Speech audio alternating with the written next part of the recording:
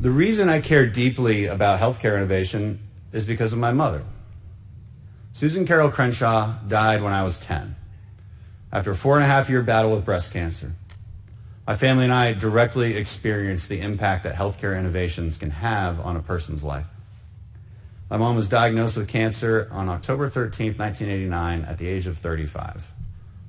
That's how old I am now. It was one day before my little brother's first birthday. Doctors at MD Anderson initially told her the cancer was an aggressive type and she would not live beyond 5 years. So she said, go home and make the best of it with your family. But that wasn't the type of woman my mom was.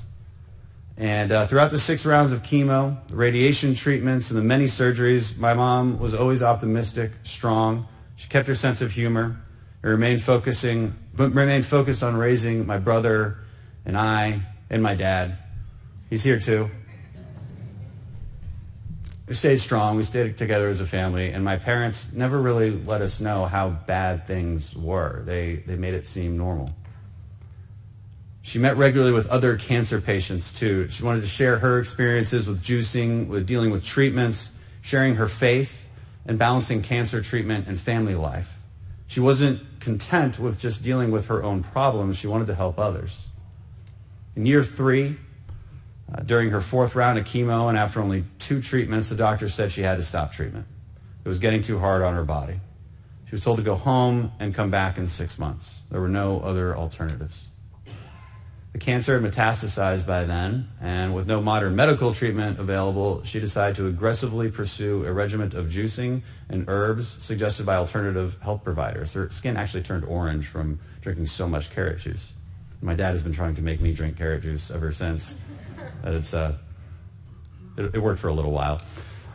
On returning to the doctor 6 months later, my mom's tumors in her liver, skull, spine, chest, and lungs had all dramatically reduced.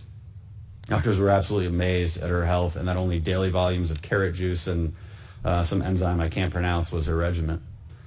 In 1993, our doctors told her about a promising new phase in clinical trial. A new drug derived from the bark of a Pacific yew tree showed promise. At the San Antonio's Cancer Therapy and Research Center at the UT Medical Health Sciences, Dr. Peter Ravden was interviewing candidates for enrollment in phase 1 trials of Taxol. After initial interview, he told my parents that my mom didn't meet the protocols and that she was denied access to the program. However, and knowing my father, he doesn't like to take no for an answer, and maybe that's where I get it from.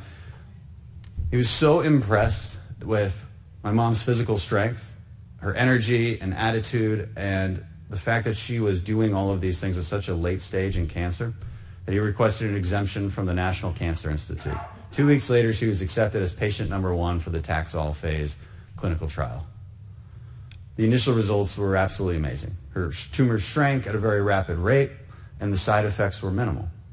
Because of those early successes, my mom was interviewed on ABC Nightly News as patient number 1 in early 1994. We had hope. We couldn't find the video, which was frustrating, so we lost hope on that one. But we wanted to show you all that today.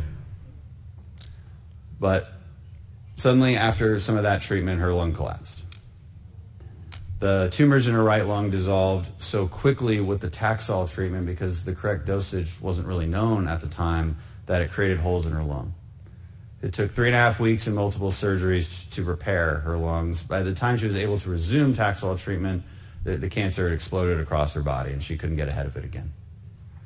She knew that being patient number 1 in a clinical trial was at best a temporary extension on life. But more importantly, she knew it created the opportunity to gain knowledge and provide hope and treatment options for future patients. For her, this far outweighed the risk of an unknown drug therapy. Taxol had gone on to become one of the most effective and beneficial treatments to breast cancer and has saved countless women from an untimely death. My mom was patient number 1. Courageous, strong, humorous, selfless spirit in advancing the innovations of Taxol as a major breast cancer treatment. And so it is in her spirit today that I am blessed and honored to announce the creation of the annual Susan Crenshaw Congressional Healthcare Innovation Award.